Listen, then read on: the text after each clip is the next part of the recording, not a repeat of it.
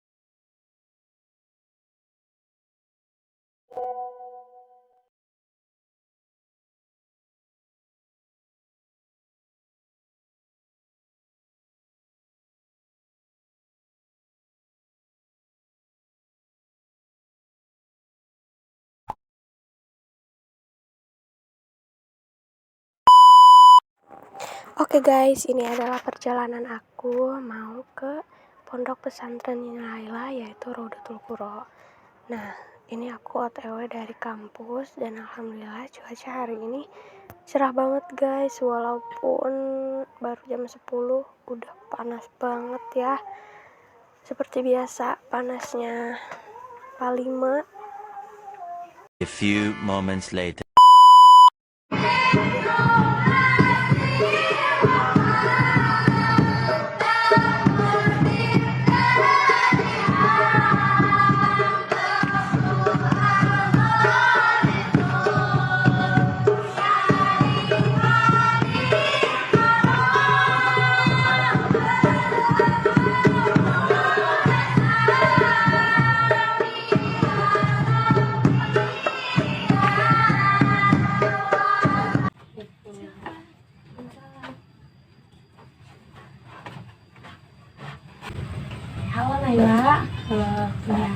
Gimana Naila, apa kabarnya sekarang? Alhamdulillah sehat. Alhamdulillah sehat ya. Tadi kakak lihat Naila lagi ngaji ya? Iya. Ngaji apa tadi? Ngaji tajwid. Ngaji tajwid, oke. Nah tadi itu Naila udah makan belum nih siang ini? Udah. Udah. Alhamdulillah ya, udah makan. Nah Naila, kakak di sini kan atas dasar kemauan kamu waktu malam kamu ngechat kakak kalau misalnya kamu itu butuh bantuan untuk menyelesaikan masalah kamu dan kamu butuh teman buat cerita tentang masalah yang terjadi di dalam diri kamu. Nah, kakak mau tanya nih sebelumnya, kamu kan pernah ikut konseling kelompok sama kakak waktu itu. Kamu udah tahu belum konseling itu apa? Tahu. Tahu. Coba konseling menurut Naila dari sudut pandang Naila, konseling itu apa sih? Kayak curhat, cerita-cerita. Curhat gitu ya. Nah, di sini kakak mau mempertegas lagi ya tentang konseling. Jadi konseling itu bukan cuma curhat-curhatan doang, tapi di dalamnya itu antara konselor sama konseling itu saling membantu dan mencari solusi dari permasalahan yang sedang konseli alami. Nah, di sini karena Naila posisinya itu sekarang kita berdua doang, jadi ini dinamakan sebagai konseling individual. Kan waktu kemarin itu Naila ikutnya konseling kelompok ya, jadi kan yang ikutnya banyak kan. Nah kalau sekarang cuma berdua doang, itu namanya konseling individual ya. Nah jadi konseling individual itu adalah proses layanan bantuan yang dilakukan oleh konselor kakak sendiri kepada Naila sebagai konseli, yang di dalamnya itu berisi tentang kita tuh mencari secara bersama-sama masalah dari yang konseli alami. Nah di dalam konseling individual juga Naila gak usah khawatir buat menceritakan masalah Naila secara terbuka. Terus Naila juga secara sukarela ya. Naila sukarela gak mau curhat ke kakak? Ya sukarela ya. Nah Naila jangan takut kalau misalnya rahasia Naila buat disebarluaskan, atau Naila takut cerita Naila tuh kesebar ke teman-teman gitu. Tenang aja, karena di sini kakak sudah disumpah konselor. Jadi kakak jamin data-data atau keterangan yang Naila kasih ke kakak itu tidak akan bocor ke siapapun ya. Apakah ada yang mau ditanyakan gitu sejauh ini Naila? Apa omongan kakak tuh terlalu cepat atau gimana? Paham ya? Di sini paham. Oke, kita bisa mulai aja ya. Sok, yuk mulai. Naila udah siap? Insyaallah siap. Siap ya untuk ikut konseling individual sama kakak.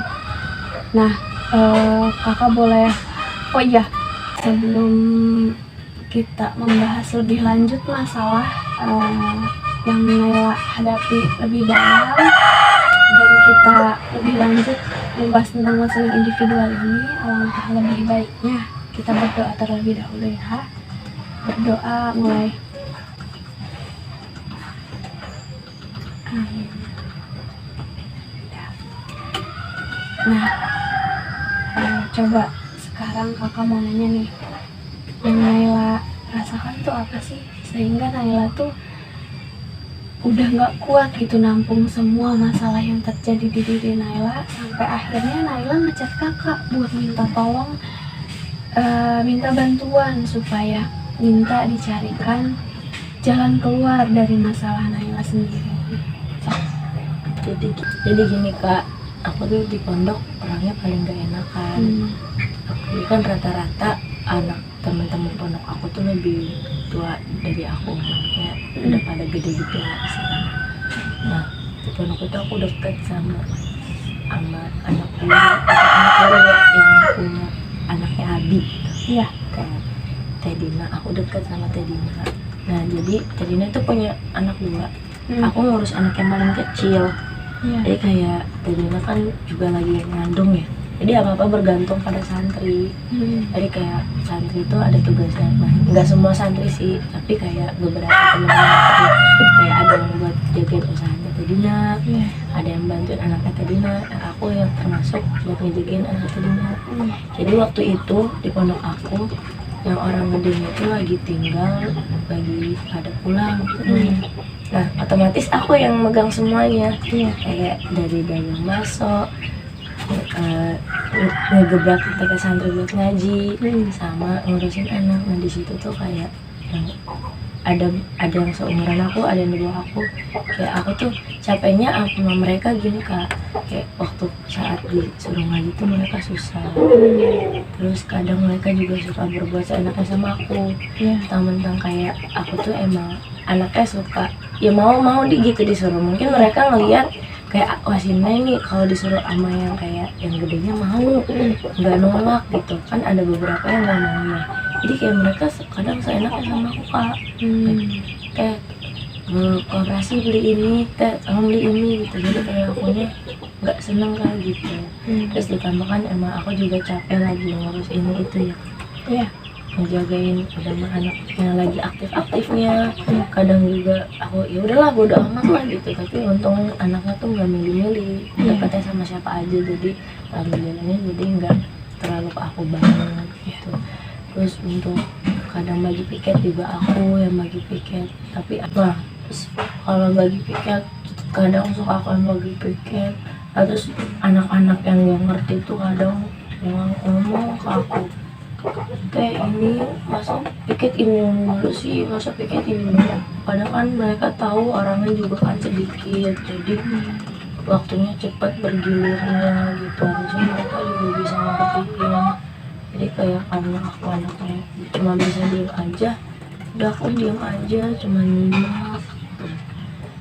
Yang paling aku nggak suka itu sih ada yang buat seenaknya sama aku gitu, yang suka nyuruh-nyuruh, tapi sedangkan mereka bukan haus ini ya, bukan pengen gila hormat, tapi ya setidaknya mereka tahu lah aku ini lebih di sedikit, walaupun gak jauh-jauh banget, aku lebih dari atas dia gitu. Jadi kamu tuh ngerasa kalau diri kamu tuh nggak bisa ngungkapin apa yang kamu rasain, gitu. Karena kamu itu nggak enakan ke orang lain. Aku nggak bisa ngomong enggak, aku nggak tahu, aku nggak bisa caranya nolak aja. Sebenarnya yang kamu lakuin tuh udah bagus, karena kamu tuh mementingkan kepentingan orang lain di atas kepentingan kamu. Itu kan baik banget ya, berarti apa sih namanya tujuan kamu dari mulai mengemban apa sih amanat dari guru gitu ya. Nah sebelum kakak tanya inti masalahnya itu apa, sebelum kakak tanya lebih lanjut terkait penyebab masalah Naila itu apa, kakak tuh mau tanya, selain di pondok, Naila tuh punya kegiatan lain nggak yang misalnya emang Naila lagi jalanin juga gitu selain pondok? Ini sih Kak, online sekolah paket. Sekolah paket. Kalau paket tapi ikutnya pas ujian, tapi online. Jadi menurut Naila itu tuh mengganggu Naila gak? Maksudnya antara pendidikan dan juga kegiatan pondok. Iya, mengganggu kadang, kayak misalkan waktunya kan aku kadang online tuh pagi, kadang juga siang pas waktunya bersama ngaji. Nanti kadang kalau aku telat dengan tugas itu nanti mama aku suka WA ngechat, ini kenapa tugasnya nggak dikerjain, ujung-ujungnya ibu juga yang ngerjain gitu. Terus begitu, Jadi aku bingung ya, jadi Naila tuh yang pertama orangnya gak enakan ya, yang kedua emang kurang bisa memanage waktu ya, kurang bisa memanage waktu antara kegiatan sekolah Naila yang online, walaupun online gitu, tapi ternyata mempengaruhi nih terhadap kegiatan pondok yang sedang Naila jalani gitu. Oke, sekarang kakak mau tanya, apa sih penyebab dari masalah Naila yang bikin Naila tuh sebel gitu. Sebenarnya mungkin ini udah terjadi di kehidupan Naila sebelumnya, cuman Naila baru mau cerita dan Naila baru membutuhkan seseorang buat mendengar cerita Naila tuh kenapa gitu. Ada apa ya namanya, titik beratnya tuh apa gitu sampai Naila tuh pengen banget nyari orang buat cerita gitu, karena Naila udah gak kuat lagi nih. Terlalu banyak sih kayak jadi bingung harus cerita, karena banyak sih. Ada juga teman satu yang kalau lagi ngeliat emang aku lagi, kan aku dibilang kayak paling nggak bisa diem di pondok ya. Ada satu tiba-tiba aku kayak diem gitu, nanti ada satu yang nyamperin, kenapa yang udah sini cerita sama papa. Papa kayak aku pengen sebenarnya cerita, tapi kayak terlalu banyak itu sampai dia nggak ada mau cerita gitu. Sampai akhirnya beban itu tuh numpuk dan kamu bingung mau cerita ke siapa. Pernah waktu pas lagi dibercandain juga sama Sandi kan Iya. itu sebenarnya cuman sepele ya Kak, cuman hal sepele, tapi udah tau kenapa tiba-tiba kita pengen nangis kayak ngeberintak gitu saking ketumpuknya kan. Sebenarnya mas sepele sih masalahnya, udah apa. Oh iya. Jadi dari masalah yang kecil-kecil yang Naila nggak pernah cerita ke orang lain akhirnya numpuk itu, jadi ke Naila malah ada masalah sepele pun malah jadi besar gitu ya. Kerasanya dari Naila. Oh jadi emang Kori itu kemauan orang tua kan ya? Sebenarnya Nah emang nggak mau, cuman karena ayah aku nggak suka nyanyi, jadi kata ayah daripada nyanyi mendingan dipakai yang berguna, pakai Nori gitu. Jadi awalnya masuk, situ masuk, tapi akhirnya karena lingkungan juga teman-temannya baik di situ nyaman, jadi betah. Nah ada beberapa yang bikin aku insecure, kayak misalkan dari otak-otak mereka tuh kayak pintar, mungkin emang mereka lulusan modern. Aku kan sebelumnya juga belum pernah mondok kan, paling lulusan aliyah ya. Terus suaranya juga enak-enak, bagus. Jadi kamu ngerasa insecure ya berada di sekeliling orang-orang yang apa sih punya potensi lebih dari kamu. Oke, jadi kamu itu insecure dan merasa diri kamu tuh apa ya? Maksudnya kamu ngerasa kayak jauh dibanding orang-orang yang punya kelebihan dalam Kori gitu ya. Jadi kamu minder gitu. Nah, kamu kan ngerasa insecure nih. Jadi kan di dalam diri kamu tuh kamu nggak ada apa keluasan atau nggak ada keterbukaan dalam menjalankan keseharian kamu di Pondok Kori ini. Nah, ada gak sih pas kamu kayak latihan atau pas kamu ngeluarin suara kamu tuh kamu dibully gitu, atau ada omongan orang lain nih yang bikin kamu sakit hati gitu? Sejauhnya alhamdulillah nggak ada ya, nggak ada. Malah mereka tuh kayak muji-muji, ya kamu tuh punya bakat Nay, coba lebih diasah lagi. Mereka kebanyakan ngomong begitu. Berarti masalahnya itu ada di dalam diri kamu. Sebenarnya orang-orang sekeliling kamu tuh udah ngasih tahu kamu kalau kamu punya potensi lebih, dan kamu gak perlu ngerasa insecure ataupun kamu ngerasa diri kamu tuh gak layak gitu di Kori. Padahal kamu juga punya potensi lebih. Bahkan sampai orang sekeliling kamu tuh bilang kalau kamu tuh emang berbakat tuh. Nih, oke, sekarang kakak minta boleh nggak Naila pegang ini? Mau nggak Naila megang ini tangan pakai satu tangan? Satu tangan. Naila pegang ini selama 1 menit. Sanggup? Kalau misalnya kakak suruh Naila buat pegang ini 1 jam, sanggup. Kalau misalnya kakak minta buat Naila pegang gelas ini selama 24 jam, Naila sanggup? Gak sanggup. Nah, oke, kita taruh lagi ya. Nah, gelas ini itu ibaratnya gelas ini tuh adalah beban Naila. beban Naila, kalau misalnya Naila pikul selama 1 jam, itu masih bisa Naila tanggung. Atau enggak, selama 24 jam, masih bisa Naila tanggung. Tetapi ketika Naila kelamaan pegang gelas ini, pegang beban ini, Naila kan akan merasa pegal tangannya, ya kan? Dan ketika Naila pegal, apakah Naila akan diam saja? Enggak, ngomong kan? Nah, itu makanya Naila itu kan gak bisa mengungkapkan apa yang sedang dirasakan Naila. Jadi, nah Naila itu akan merasa pegal. Nah, kalau misalnya Naila pegal, otomatis Naila harus ngomong, bilang ke orang yang memerintah Naila itu, saya pegal, saya terlalu lama memegang beban itu. Karena sebenarnya yang Naila lakuin itu bagus sekali ya, karena Naila selalu mementingkan orang lain dibanding kepentingan diri sendiri. Tapi Naila sadar gak kalau buat menghargai diri orang lain, Naila juga harus menghargai diri sendiri. Diri Naila juga ibaratnya ember. Kalau misalnya terus-terusan dikasih beban air, lama-kelamaan buber juga. Nah, dan kita nggak pernah tahu dari masalah itu tuh akan menimbulin penyakit apa di dalam tubuh kita, ya kan?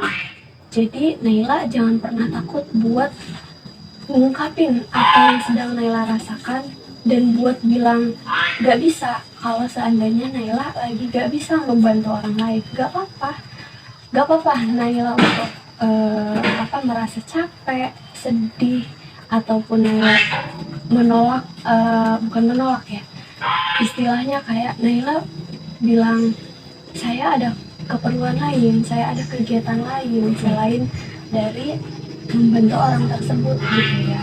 Karena ya Naila juga harus menghargai diri sendiri, Naila juga punya harga diri yang harus dijaga gitu. Jadi Naila itu kekurangannya adalah gak bisa speak up apa yang sedang dirasakan. Dan juga terkait manajemen waktu ya.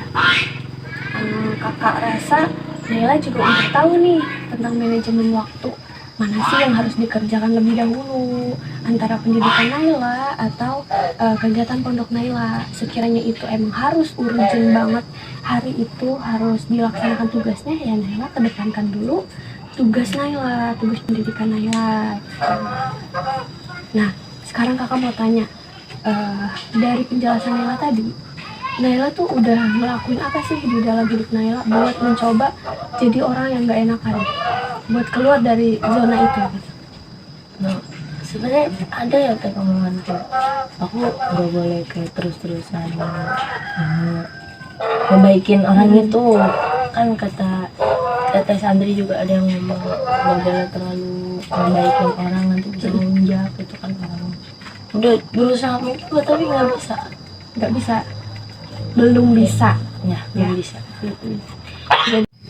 Nah, jadi sejauh ini dari masalah yang Naila hadapi dan Naila ceritakan ke kakak, ada gak sih dari Naila tuh planning atau ada usaha nggak dari Naila yang udah Naila lakuin untuk keluar dari zona, dari bukan nggak jadi orang nggak enakan gitu, ada nggak? Udah berusaha tapi aku nggak tahu Kak bahasa yang baik dan benar itu kayak gimana. Sebenarnya udah ada niatan ya di dalam hati. Kalau untuk manajemen waktu, Naila tuh gimana buat memanajemen waktunya? Ada gak usaha buat kayak, oh iya ini salah nih gitu, oh iya ini mengganggu nih gitu?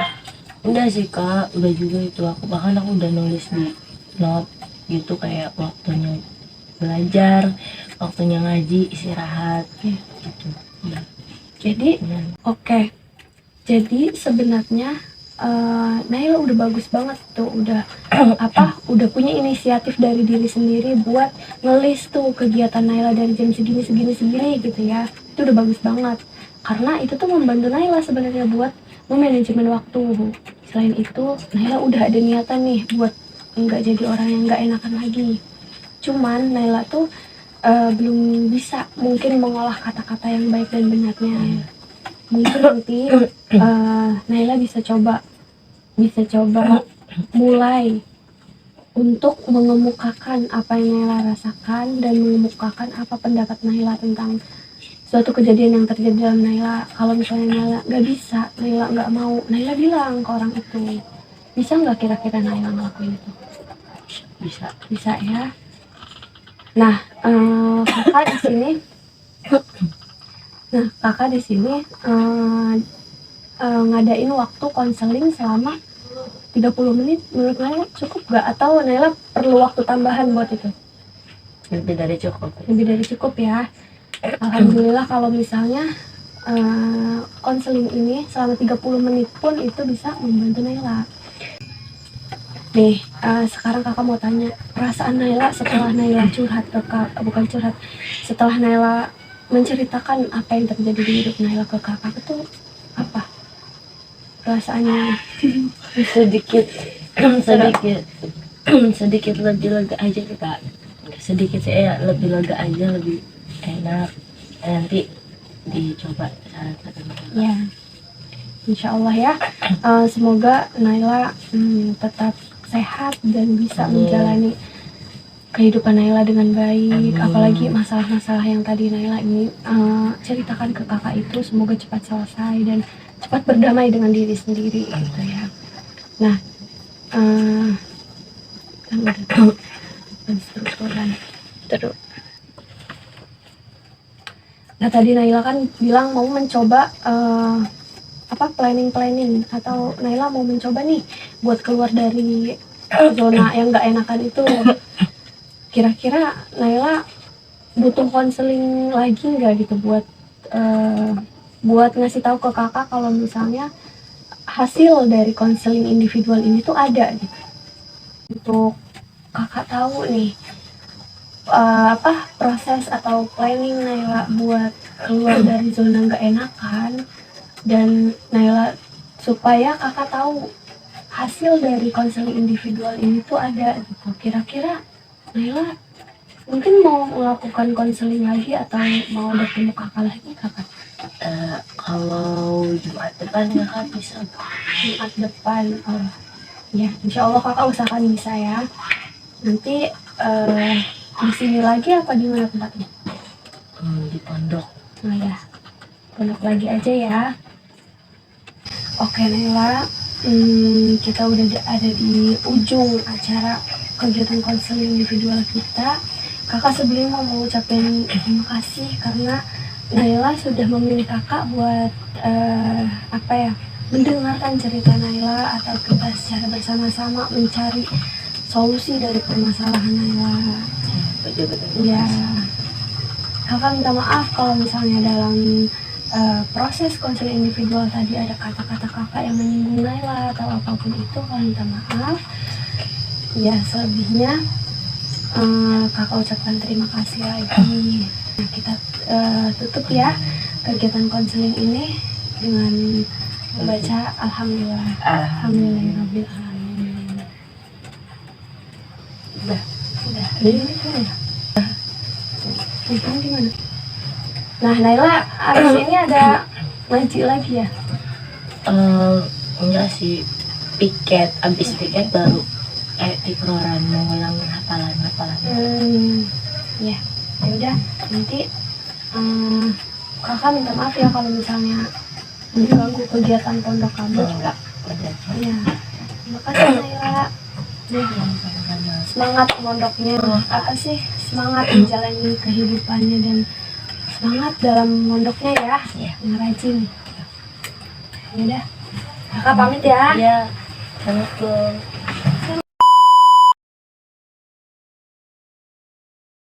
Nih, foto dulu nih. Salah bawa duit. Nih, tahu gak apa yang kurang? Aku lupa pakai alis. Aduh, teteh.